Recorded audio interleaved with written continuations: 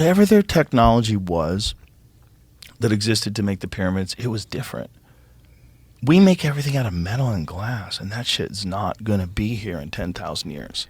It's just not going to be here. It'll all get destroyed by just Mother Nature. It'll just eventually get, like, I think they've done like analysis of like how much of a city will be around after 500 years of just vacancy, and after 1,000 years. Well, Detroit is a great example. You see what happens in Detroit? Yeah. Houses are just getting taken over by trees. Yeah. Like, trees go through the roof, they go through the floor. They're literally devouring the homes. The homes that are abandoned are getting eaten by trees. Cool. So cool. It's very cool. But it shows you it didn't take, I mean, nature has a long lifespan.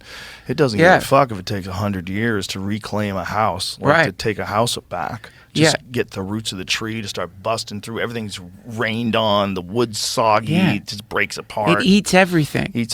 Assimilates everything. There's like this, humans have this interesting like temporal blindness, like the way time passes for us produces the illusion of solidity, and so that confuses people because they think that there's permanence here, when if we could just see, if we lived longer and we could see time faster, we would feel like we were in some kind of like ocean of like undulating matter with these voids in it that we hang out in, like little bubbles in the ocean. That's what we build our houses in. We wouldn't look at this place as solid. We wouldn't think of it as like permanent. This is why everyone was so like fucked up by the pandemic. It's because, you watch enough TV, you buy into the permanence of civilization.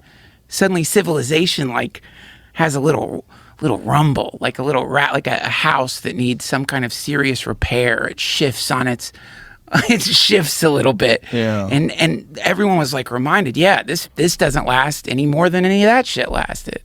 And I think that's very disturbing for people who've really anchored themselves in some notion of permanence.